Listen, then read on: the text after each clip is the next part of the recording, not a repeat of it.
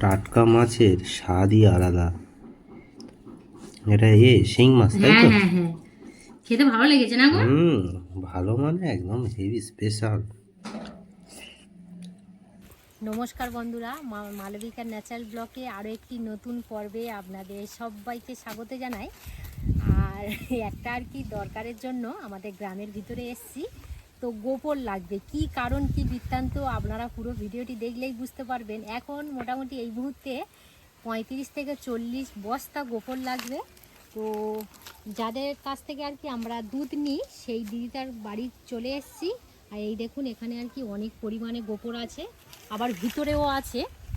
মোটামুটি 40 বস্তার মতো গোবর লাগবে। আর আমার সঙ্গে এসছে রুবিদি এসছে কাটিয়ে দেবে, আর সূর্য এসছে ভ্যান নিয়ে। তো সূর্য আর রুবিদি হচ্ছে দুজনে আর কি গোবরটা নেবে, তারপর আমাদের বাড়িতে যাবে। আশা করছি ব্লগটি আপনাদের খুবই ভালো লাগবে। আর যে সকল বন্ধুরা এখনও পর্যন্ত নতুন, প্লিজ প্লিজ চ্যানেলটি সাবস্ক্রাইব করে পাশে থাকবে। তো যাদের বাড়িতে আর কি এসছি, তো সেই দিদিটা আর কি গরু নাড়তে গিয়েছে, তো সেই জন্য আর কি অপেক্ষা করে দাঁড়িয়ে আছি। তো সূর্য আর রুবিদি ঘোরা শুরু করুক, তারপর এলে তারপরে গুনে নেবে। তো রুবিদি দেখুন গোবর আর কি মোনা বোঝাই করা শুরু করে দিয়েছে।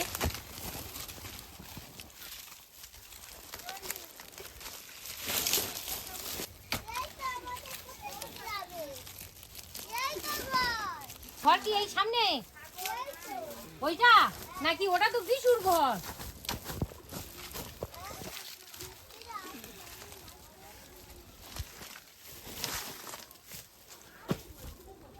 হ্যাঁ,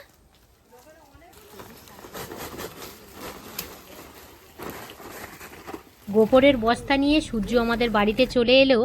আর বন্ধুরা, গোবরের বস্তা কিন্তু প্রচণ্ড ভার।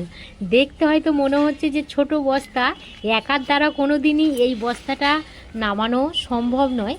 তো আমার শ্বশুরমশাইও সূর্যর সঙ্গে হেল্প করছে। শ্বশুরমশাই আর সূর্য মিলেই আর কি এই গোবরটা বস্তা থেকে ঢালছে। আর এখানে যে গোবরটা দেখতে পাচ্ছেন, এটা হচ্ছে 20 বস্তা নিয়ে এসছে। এখনও পর্যন্ত 20 বস্তা লাগবে। তো আপনাদের মনে হতেই পারে যে এত গোবর নিয়ে কি করবে। তো এই গোবর নিয়েই আর কি একটা খুব বড় কাজ করা হবে। তো এর পরের ভিডিওই আপনারা দেখা পাবেন যে এই গোবর নিয়ে কি করা হচ্ছে। বন্ধুরা, ওদিকে গোবর দেওয়া হচ্ছে আর এদিকে রান্না করছি। তো ওইদিকে ভাত হয়ে গেছে, আর এইটা হচ্ছে মাছের তরকারি করছি। যে গরম পড়ে গেছে, একটু পাতলা কাঁচা লঙ্কা দিয়ে ঝিঙে আলু দিয়ে ঝোল করছি। প্রচণ্ড গরম পড়ে গেছে।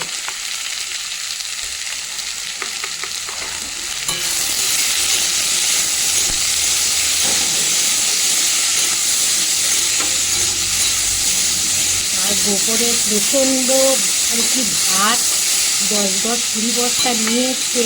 তো আর 40 বস্তা মোট লাগবে, কিন্তু একদিনে 20 বস্তা নিয়ে এসছে, আবার পরের দিন 20 বস্তা নিয়ে আসবে। একদিনে 40 বস্তা পাওয়াটা সম্ভব নয়, যেহেতু ওরা কাজের ছেলে নয়, পড়াশোনার ছেলে। যাই হোক, তবু 20 বস্তা নিয়ে এসছে, তবু ভালো বলতে হয়।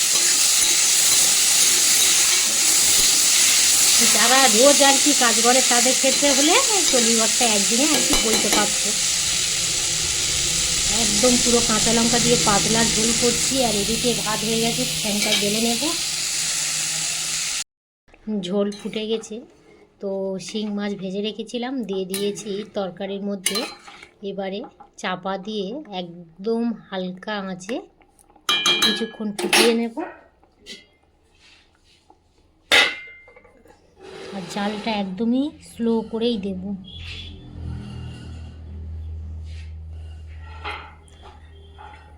তো বন্ধুরা, এত হারে আজকে বাতাস বইছে, কচি কচি আম গাছ থেকে প্রচুর পরিমাণে আম পড়ছে। আর কিছুদিন আগে বলেছিলাম যে শিলাবৃষ্টি হয়েছে, তো সেক্ষেত্রে আম একদম পুরো গাছে নেই, সব পড়ে যাচ্ছে। তো চাটনি করে খাওয়ার মতো আমের সাইজটা এসছে। এবার আম গাছের গোড়ায় চলে যাব। আর আমাদের বাড়িতে প্রচুর পরিমাণে আম গাছ আছে, বিভিন্ন ধরনের আর কি। টক আম আছে, মিষ্টি আম আছে, সিঁদুরে আম আছে, অনেক ধরনের। আর এই দেখুন আম গাছের গোড়ায় চলে এসেছি। এই একটা আম গাছ, আর এখানে আরও একটা আম গাছ আছে। এখানে 3 রকমের আম গাছ আছে।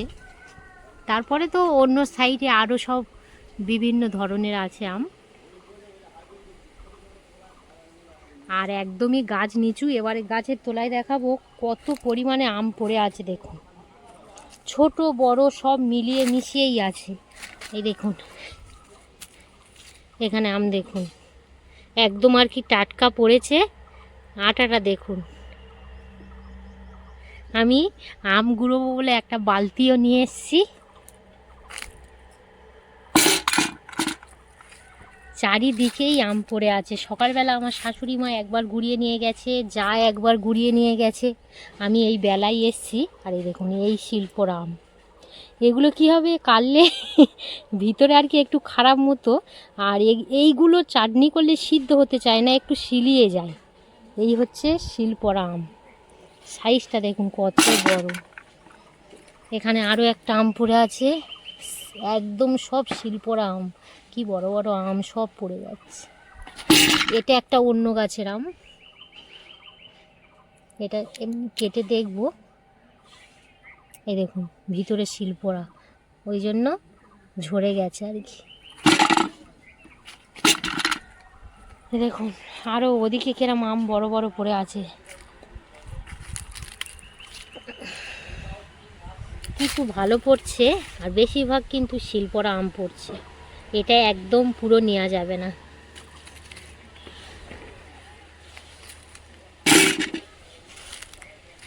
কি বড় বড় আম, সব গায়ে শিল।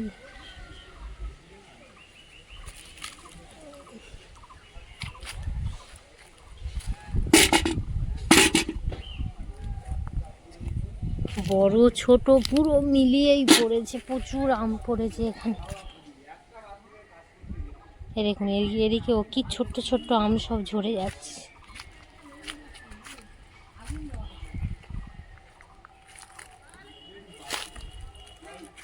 সইষে একটা আম পড়ে আছে,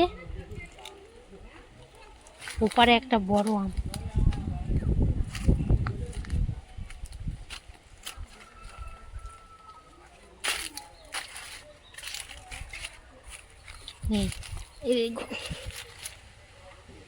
এটা একদম ফেটে গেছে, প্রত্যেকটা আমের গায়ে শিল পড়ে আছে। অনেক আম আবার নেওয়াও যাবে না।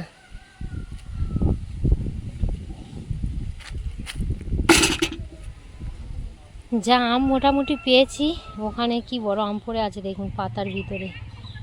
যা আর কি বড় বড় আম পেয়েছি, এই দেখুন একসাথে চাটনি ভালোভাবেই হয়ে যাবে। কি বড় বড় আম সব শিল পড়ে গেছে। এবারে যাব, তরকারিটা গ্যাসে বসিয়ে দিয়েছি, এবারে এতক্ষণে হয়ে গেছে।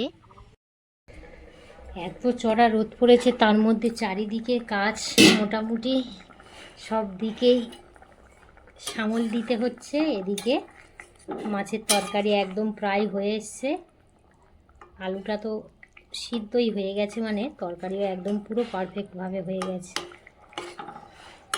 এবার একটু জিরের গুঁড়ো দিয়ে ফুটিয়ে নামিয়ে নেব। ভাত নিয়ে বসে পড়েছি। এটা হচ্ছে আমি আর অঙ্কিত খাবো, আর দাদাভাইয়ের ভাত দিয়েছি। আজ বেশি তরকারি করতে পারিনি, কারণ প্রচুর কাজের মধ্যে ছিলাম। তো শিং মাছের ঝোল, আর এখানে যে তেঁতুলের আচারটা করে রেখেছিলাম, সেই তেঁতুলের আচারটা নিয়েছি।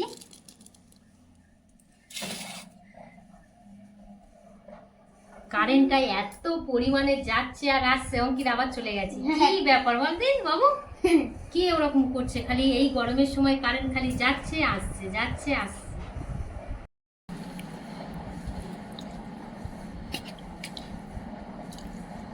একটু ঝিঙে রেখে দিই, এই গরমে ঝিঙেটা একটু অল্প করে খাও। আবার আছে আবার 1 পিস মাছ, আবার 2 পিস করে। আর আমার হাত দেখুন, আচার বার করেছি, আর হাত ধুইব না। অঙ্কিত আচার খাবে তো? মাছটা বলিস, টাটকা মাছের স্বাদই আলাদা। এটা শিং মাছ, তাই তো? হ্যাঁ হ্যাঁ, খেতে ভালো লেগেছে না গো? ভালো মানে একদম হেভি স্পেশাল। টাটকা টাটকা মাছ খেতে কেমন লেগেছে দাদাভাই বলবে। খুবই সুন্দর লেগেছে, একটা তো খাওয়া হয়ে গেছে, খুবই ভালো লেগেছে। এই গরমের সময় একটু কাঁচা লঙ্কার তরকারি ভালো লাগবে। আর এই নাও, তুমি কাঁচা লঙ্কাটা বেশি পছন্দ করো।